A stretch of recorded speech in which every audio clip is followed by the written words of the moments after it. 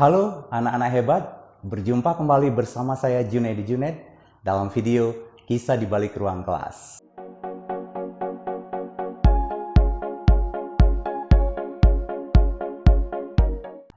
Kisah di Balik Ruang Kelas adalah seri cerita pendek tentang pengalaman membersamai siswa-siswa saya selama kurun waktu lebih dari 25 tahun. Pada kisah kali ini, saya ingin sharing tentang menjadi wirausaha atau usahawan. Suatu ketika, saya ditanya oleh siswa saya bernama Wahyu. Dia ini adalah siswa pariwisata. Nah, sejak kecil, dia sudah bercita-cita menjadi pegawai di sebuah lembaga atau institusi. Dia bercerita bahwa orang tuanya sangat ingin dia bekerja di lembaga tersebut, sehingga apapun akan dilakukan untuk mencapai hasratnya.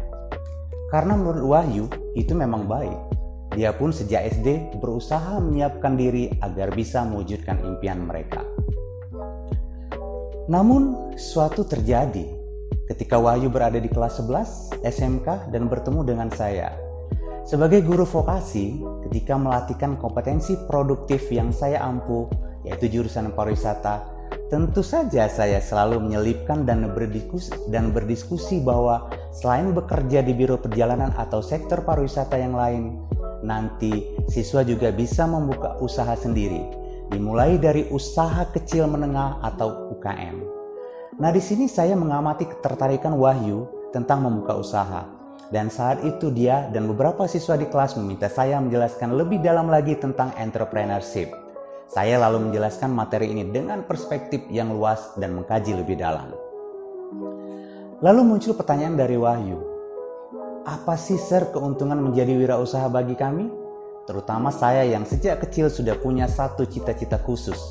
Bertahun-tahun saya sudah menyiapkan diri untuk mewujudkan impian itu. Tapi kok saya setelah mendengar penjelasan dari Jun, saya jadi bahagia. Dan sepertinya ada banyak hal yang bisa saya kerjakan dalam hidup ini.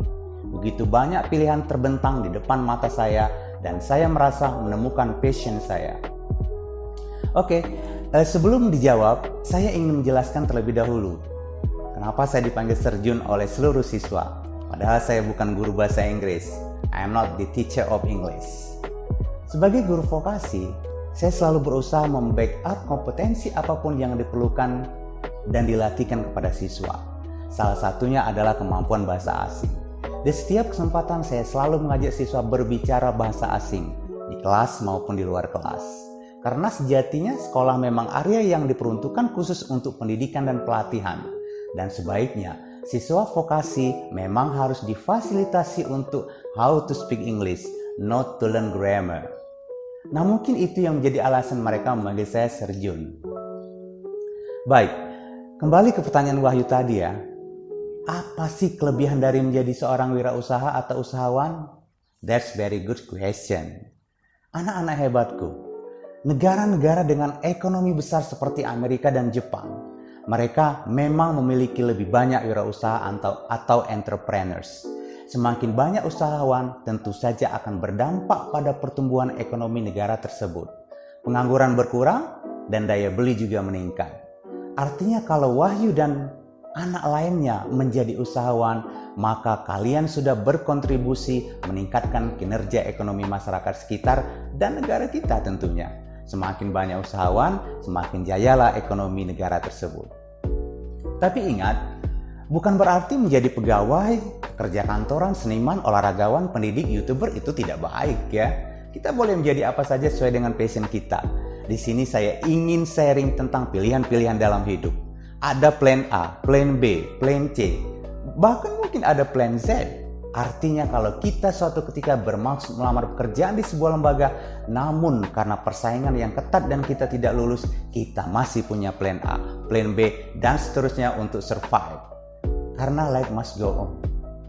Dan paling tidak, anggap saja kita bukan seorang wirausaha, tapi dengan belajar banyak tentang entrepreneur, at least kita memiliki jiwa kewirausahaan. Saya seorang guru PNS.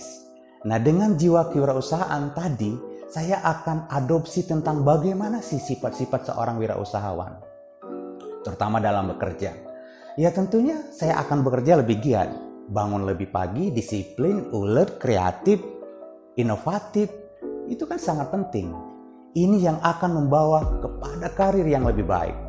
Dengan menerapkan sifat-sifat seorang wirausaha dalam pekerjaan, saya sebagai pendidik, alhamdulillah, tahun 2016 saya berhasil menjadi juara 1 guru teladan tingkat Provinsi Sumatera Selatan dan juara harapan 3 guru teladan tingkat nasional.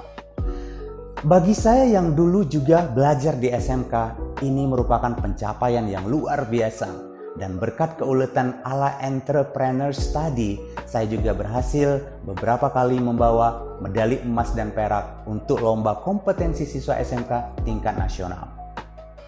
Tapi maaf ya anak-anakku, cerita saya ini bukan untuk show off, tetapi semata-mata untuk menginspirasi.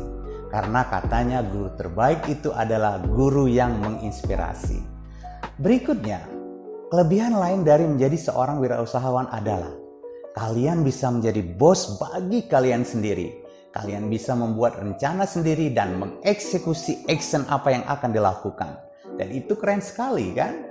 Mengenai income, tentu saja kalian juga bisa menentukan kebesaran yang ingin diperoleh. Semakin besar usaha dan ada ekspansi, tentu saja pendapatan yang diperoleh akan semakin besar. Intinya itu independen. Menjadi usahawan akan berdampak juga pada kehidupan orang lain. Bayangkan, kalian bisa berkontribusi bagi kemanusiaan dengan membuka usaha kecil misalnya, pondok pecel lele di pinggir jalan. Tentu, jika sudah banyak pelanggan, kalian kan bisa merekrut asisten, misalnya bagian cuci piring atau yang menyajikan makanan, atau yang menangani kebersihan meja, kursi, dan lain-lain. Nah ini berarti kita sudah mempekerjakan orang lain. Ada 2 atau 3 orang yang dibantu ekonominya oleh Anda. Bayangkan kalau ada 1000 saja UKM yang mempekerjakan 3 orang tadi. Itu berarti ada lebih dari 3000 orang yang diselamatkan secara ekonomi dan terlepas dari pengangguran. Luar biasa kan? Nah itu baru usaha kecil. Bagaimana kalau usaha kecil tadi berkembang menjadi restoran yang besar? Ini akan menimbulkan multi efek terhadap pertumbuhan ekonomi di area tersebut. Ya tentu, dengan munculnya satu saja restoran yang cukup besar, maka akan muncul aktivitas lain yang berdampak pada perekonomian.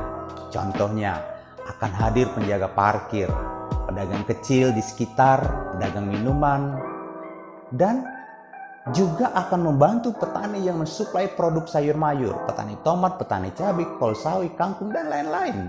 Juga peternakan seperti daging ayam dan ikan.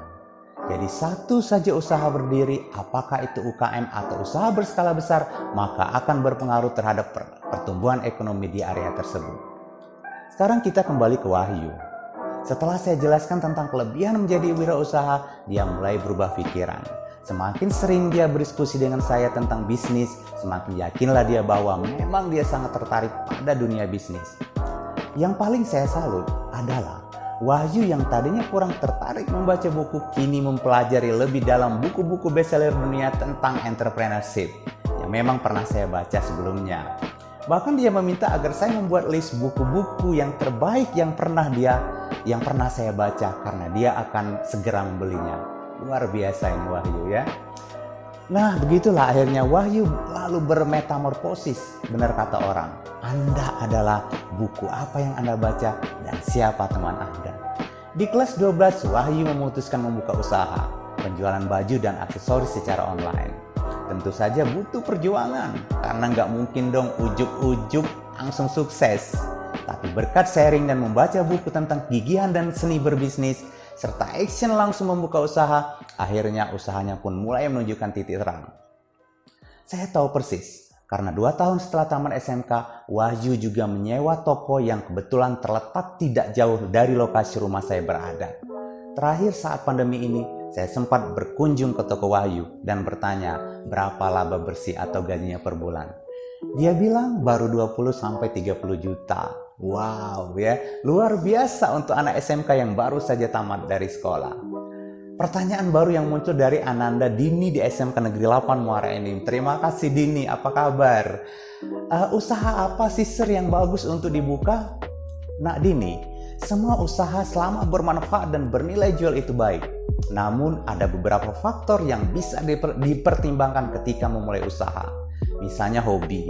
Salah satu alumni SMK yang pernah saya ajar yang hobi memasak misalnya, dia membuka usaha warung pempek dan makanan tradisional khas Palembang. Ada juga yang membuka usaha karena melihat keluhan orang-orang sekitar tempat tinggalnya, yang di sana tidak ada warung sembako, maka dia membuka warung sembako. Atau ada juga alumni yang karena dia terampil memperbaiki motor, dia membuka bengkel dan lain-lain. Menurut Bob Sadino, usaha yang paling bagus adalah usaha yang dibuka, bukan yang ditanya melulu. Anak-anakku sekalian, sesuatu yang besar bermula dari hal yang kecil, bahkan dari nol. Uang 1 miliar tanpa angka 01 tak akan menjadi 1 miliar. Begitu juga dengan tangga yang paling tinggi. Bisa kita naiki dengan terlebih dahulu melangkah pada tatakan pertama. Burung yang kini terbang menjelajah tinggi di angkasa dulunya adalah burung kecil yang keluar dari telur pada sangkar di atas pohon. Untuk itu, tetaplah melangkah dan berjuang meski di masa pandemi yang sulit ini. Badai pasti berlalu. Anak-anakku sekalian, untuk tugas kalian di rumah, coba temukan kelebihan-kelebihan lain jika kalian membuka atau menjadi wirausaha. Diskusikanlah dengan guru kalian dan coba mulai mencari ide bisnis yang bisa kalian buka saat ini atau nanti. Jangan lupa subscribe dan notifikasi loncengnya. Sampai jumpa.